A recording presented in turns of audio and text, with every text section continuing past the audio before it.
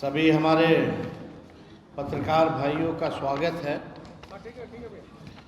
और आज विशेष तौर पे जो प्रेस कॉन्फ्रेंस जो रखा गया है, ये वक्फ बोर्ड अमेंडमेंट बिल जो पार्लियामेंट में इंट्रोड्यूस किया गया, उसको लेकर के आज हम लोग जो है प्रेस कॉन्फ्रेंस रखे हैं। और आप सब लोग जान रहे हैं कि राष्ट्रीय जनता दल ने इस बिल का जो है, चाहे लोकसभा हो या राज्यसभा हो, कड़ा विरोध हम लोगों ने किया। इस बिल के अगेंस्ट हमारे सारे सांसदों ने वोट किया और हम सब लोगों का मानना है कि यह असंवैधानिक बिल है। साफ तौर पे आर्टिकल 26 जो हमारे संविधान में है, इसका ये उल्लंघन करता है। और ध्रुवीकरण की राजनीति, भाजपा के लोग देश को तोड़ना चाहते हैं, बांटना चाहते हैं। और जो असल मुद्दे जो है बेरोजगारी का, महंगाई का, पलायन का, देश की आर्थिक स्थिति का, इससे जो है गरीबी से मुद्दे से, इस असल मुद्दे से ध्यान भटका करके अपनी राजनीति को सीखना चाहती है। और आरएसएस और भाजपा के लोग संविधान विरोधी इसलिए हैं क्योंकि लगातार संविधान का उल्लंघन किया जा रहा है, क्योंकि ये लोग अपना नागपुरिया कानून को जो है लागू करना चाहते हैं पूरे देश में। हम लोग सामाजिक न्याय, धर्मनिरपेक्षता के मानने वाले लोग हैं। नीति, सिद्धांत, वसूल की राजनीति करते हैं। सत्ता में रहे ना रहे इसकी हमको परवाह नहीं, लेकिन हम लोगों ने आज तक अपने विचारधारा से कभी भी समझौता हम लोगों ने नहीं किया है, ना करेंगे और इस लड़ाई को जारी रखेंगे। माननीय मुख्यमंत्री जी अचेत अवस्था में हैं, उन पे हम कोई टिप्पा टिप्पणी नहीं करना चाहते। उनकी स्थिति को देख के हमको चिंता हो रही है। लेकिन इस बिल में जो भी पार्टियां थी, जो अपने आप को सेकुलर पार्टियां कहती हों या सेकुलर नेता कहते हों, उनका पर्दाफाश जो है हुआ है।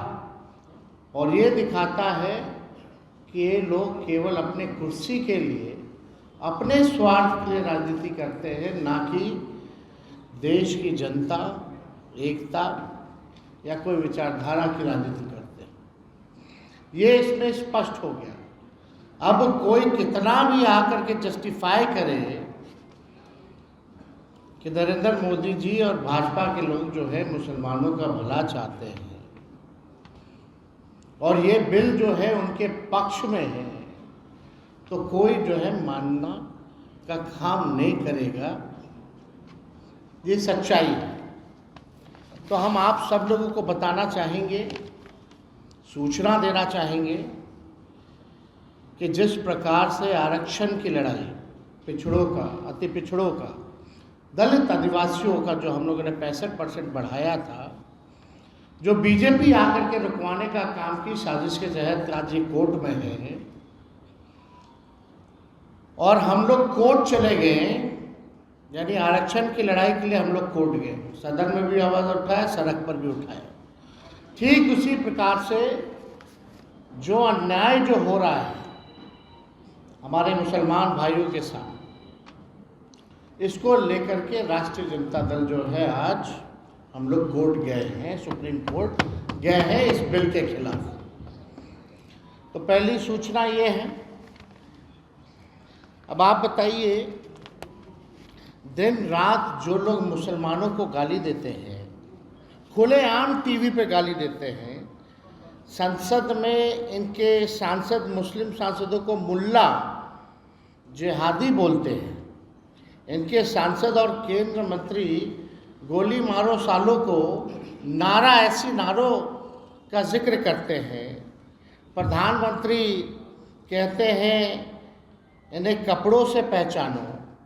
प्रधानमंत्री कहते हैं मंगलसूत्र छीन लेगा। इनके बिहार के बछौल कहते हैं कि इनको चुनाव का वोटिंग का अधिकार छीन लेना चाहिए, होली में बाहर मत निकलो। और ये लोग ढोंग कर रहे हैं मुसलमान भाइयों के हितैषी होने का। ये हम सब पूरी देश की न्यायप्रिय जनता ये जानती है कि असल मुद्दों में से ध्यान कैसे भटकाएं, इसलिए जो है ये बिल जो है लाया जा रहा है। अभी जो लोग नीतीश जी का चेहरा लेकर के जो ढोंग कर रहे हैं और जो सरकार पीछे से चला रहे हैं, मलाई जो लोग खा रहे हैं, वो लोग तो भाजपा में ही हैं। तो आप समझ लीजिए, विलय हो ना हो, काम तो भाजपा ही करना करती है। कि अपनी राय हो सकती है भाई, हम किसी का राय थोड़ी मानने आए हैं, हम अपनी राय को रखने आए हैं।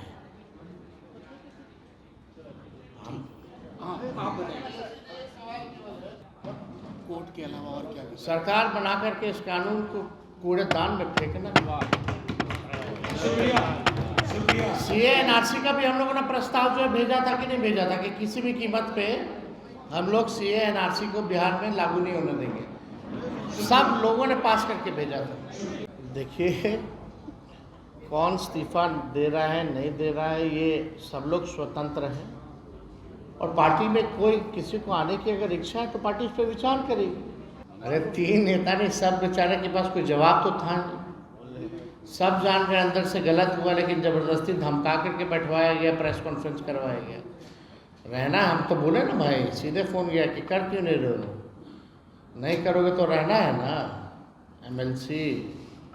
अब आपको इस पर क्या कहना है, अब इस पर क्या बोल सकते हैं भाई। अब तो आप पीछे से आपने छुरी मार, बोलते हैं हम रहनुमा हैं, आप पीछे से आप छुरी मार दो, क्या मतलब है इसका। यही काम किया गया है ना। जब आप यानी ये तो मीठी छुरी वाला काम है। मुंह में मीठा मीठा, मौका मिले तो छुरा मारो अपने स्वार्थ में। उनके पिता ने इस्तीफा दिया था ना, किस इशू पे इस्तीफा दिया था? रामविलास पासवान जी ने गोधरा कांड पे दिया था ना। वो भी कैबिनेट मिनिस्टर थे ना अटल बिहारी जी के समय। क्यों दिया था? या तो उनके पिता उस समय गलत थे, या तो ये गलत है। अब उनसे आप पूछ लीजिए कि आपके पिता गलत थे या चिराग पासवान गलत थे, वो क्या कहते हैं। जब निकले शाहीन बाग ना बनाए, नहीं तो जालियांवाला बाग बना देंगे एकनाथ शिंदे के संजय निरुपम। अब छोड़िए ना, इन लोगों पे क्या कहना। मार्केट में गर्म रहने के लिए लोग करता रहता है, कोई वैल्यू है? एक करके अपना कोई ठिकाना नहीं, चले दूसरों का ठिकाने लगाना। किसी भी कीमत पे इस बिल को हम लोग बिहार में लागू नहीं होने देंगे, किसी भी कीमत पे। कूड़ेदान में ये बिल को फेंका जाएगा हमारी सरकार जब बनेगी। और मैं दलित भाइयों से, हिंदू और पिछड़े अति पिछड़े हिंदू भाइयों से कहना चाहता हूँ कि ये आरएसएस बीजेपी दलित, पिछड़ा, आदिवासी को सामाजिक, राजनीतिक, आर्थिक, शैक्षणिक और धार्मिक रूप से मुख्य धारा में दूर करने की दीर्घकालिक प्रोजेक्ट है। यानी ये नहीं चाहते हमारे जो हिंदू भाई हैं, चाहे दलित हों, आदिवासी, पिछड़ा, अति पिछड़ा, अभी तो मुसलमान निशाना, लेकिन असल निशाना दलित है, पिछड़ा है, आदिवासी है, अति पिछड़ा है। ये लोग नहीं चाहते कि मुख्य धारा में जो हमारे पिछड़े हिंदू हैं, दलित हिंदू हैं, आदिवासी हिंदू हैं, ये मुख्य धारा में ना आए, इनको रोकने की साजिश है। इसलिए आपने देखा होगा 65% आरक्षण भी इन्हीं लोगों का इस एनडीए की सरकार ने हम लोगों की मांग थी अनुसूची 9 में डालने का, कैबिनेट से हम लोगों ने भेजा था, लेकिन नहीं किया। और मुसलमान के नाम पर मुसलमान के साथ साथ ये मंडल वाले हिंदुओं का अहित और नुकसान करना चाहते हैं। मुसलमान ही नहीं, इसका निशाना दलित, पिछड़ा, सब लोग। आप लोग लगातार देखिएगा, गरीबी सबसे ज़्यादा, बेरोजगारी सबसे ज़्यादा, पलायन। ये कौन? ये पिछड़ा है, दलित है। इनको आपने नौकरी के लिए क्या किया? मुख्य धारा में लाने के लिए आपने क्या किया? हमने विधानसभा में आंकड़ा दिया था, 0.5% का भी आधा अति पिछड़ा और दलित समाज का ना डॉक्टर है ना इंजीनियर है। ये बिहार में ये स्थिति है। आप इनके लिए क्या योजना ला रहे हैं? इनको कौन आगे बढ़ाएगा? इनको कौन मुख्य धारा में लाएगा? इसलिए हमारा स्पष्ट रूप से हमारा मानना है कि मुसलमान के बाद तो ये ईसाई, सिख, सब पर ये हमला बोलेंगे, लेकिन खास तौर पे जो मंडल हिंदू हैं, जिनकी 80% आबादी है, उस पे ये लोग जो है निशाना जो है टालने का काम करेंगे। इनका आगे का फ्यूचर का इनका प्रोजेक्ट है। तो ये वक्फ बोर्ड को लेकर के हमारी पार्टी का, हमारे राष्ट्र अध्यक्ष जी का स्पष्ट है, ये गैर संवैधानिक है। पार्लियामेंट में जिन लोगों ने इसका समर्थन किया है, इस बिल का, आने वाले चुनाव में इन लोगों को झेलना पड़ेगा। और एक और इशू है, यहाँ अगर आप देखें बिहार में तो एक नहीं, दो उप मुख्यमंत्री हैं। एक नहीं बल्कि दो उप मुख्यमंत्री हैं। अभी कल ही एक वीडियो आया, कल 2 वीडियो आए, दोनों उप मुख्यमंत्री के। एक मुख्यमंत्री को अधिकारी लोग खाना परोस रहा है और एक उप मुख्यमंत्री जो है बोलता है कि थानेदार का ट्रांसफर कर देना चाहिए। कल सम्राट चौधरी जी कहीं गए हुए होंगे, मुंगेर वगैरह, तो वहाँ बीडीओ, सीईओ स्तर के अधिकारी मंत्रियों को खाना परोस रहे थे, चिकन मटन परोस रहे थे। होली है, बुरा न मानो कहकर होली के सांस्कृतिक कार्यक्रम में सिपाही को सम्मिलित करने के आग्रह को मुद्दा बनाने वाले अधिकारियों से अपनी खाने के प्लेटें उठवा। और दूसरी तरफ उप मुख्यमंत्री विजय सिन्हा जी हैं, कितने असहाय और असमर्थ लग रहे हैं कि अपनी ही सरकार के में थानेदार को हटाने के लिए घोस्ट रिक्वेस्ट कर रहे हैं। बेचारे किससे आग्रह कर रहे हैं? यह भी खुलकर विरोध भी नहीं कर पा रहे, बोल भी नहीं पा रहे कि आग्रह अगर कर रहे हैं तो किससे आग्रह कर रहे हैं? जरा खुल के तो बोलिए, किसको बोल रहे हो कि थानेदार को हटाना? आप तो उप मुख्यमंत्री है। तो स्थिति देख लीजिए प्रशासन क्या क्या हुआ। एक तरफ मटन परोस रहे हैं सीईओ, बीडीओ, और दूसरे तरफ एक मुख्यमंत्री आगे घोष रिक्वेस्ट कर रहे हैं, पता नहीं किससे कर रहे हैं, कि भैया एक थानेदार को जो है हटा दीजिए।